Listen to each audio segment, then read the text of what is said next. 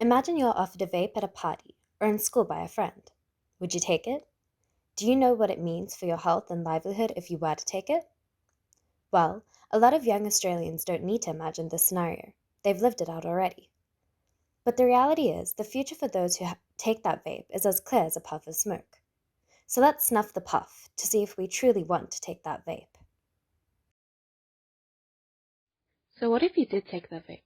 Most vapers vape because they think it won't be too much harm to just take a puff every now and then, as a kind of social activity.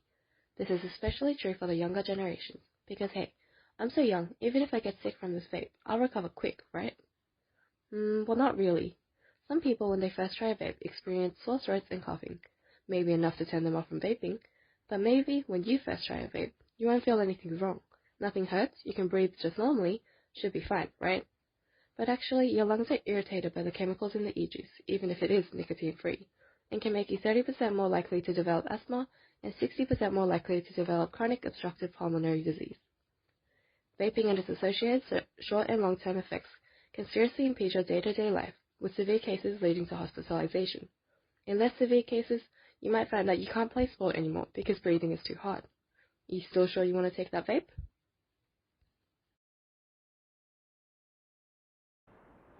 Have you ever tried a vape? Well, you're not alone. 1 in 5 Australians aged 18 to 24 have tried an e-cigarette. And since 2016, there has been a 6.4% increase in this statistic. This increase may have catastrophic consequences. There is not enough evidence for long-term and short-term effects of vaping for it to be promoted as a healthier alternative. A handful of studies have linked vaping to increased blood pressure, heart rate, and stiffening of arteries. These effects may have significant effects over your life in years to come. In 2019, there was a large number of cases of acute lung disease and over 60 deaths from e-cigarette use. So how safe is it now? Lab studies have demonstrated that vaping fumes can damage DNA, a major factor contributing to cancer development. So is it really a healthy alternative? Think about your health. It's your choice. Snuff the puff for your health and your life.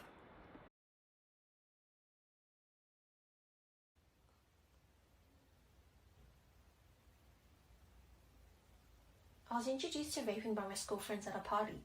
I'd always feel a bit left out whenever they went out to vape, so one day at a party I just decided to try it out with them. Mainly since a lot of my friends vape, and I don't want to be bored when I'm with them. But there are so many different flavours available, and there are heaps that I still want to try out. Well, it's not like my friends forced me to vape, and vaping is a pretty normalised social activity now. But I guess since my friends were the reason why I first started, I could say peer pressure does play a small part. I don't know too much. All I know is that a lot of people vape as an alternative to smoking cigarettes because vaping is meant to be safer. Now, I'm still young and healthy, and it's not like I'm vaping 24/7. I personally don't know anyone who's gotten sick by vaping, so I don't think that's ever going to happen to me anytime soon. But how do we snuff the puff? Well, it's imperative to reduce the social barriers in our community that underlie the reasons for vaping. However, we must also provide realistic, accessible solutions that address discrete individual and social determinants of health. Truth Initiative found that 4 out of 5 young people started vaping to address their mental health. This portrays an unrealistic optimism which suggests that vaping as a distraction will be beneficial. Results, however, found that mental health deteriorated. Social barriers to mental health services, such as monetary costs and stigma, are factors that increase this demographic choosing to vape.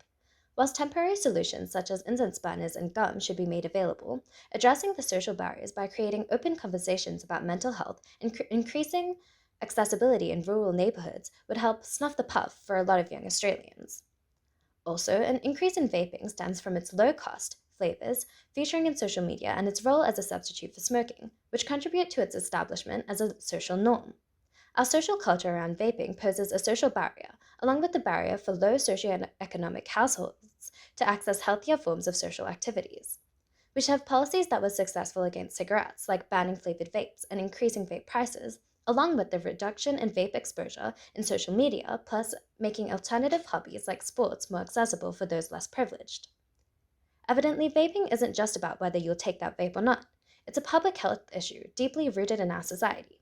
So, Australia, we must work together to truly snuff the puff.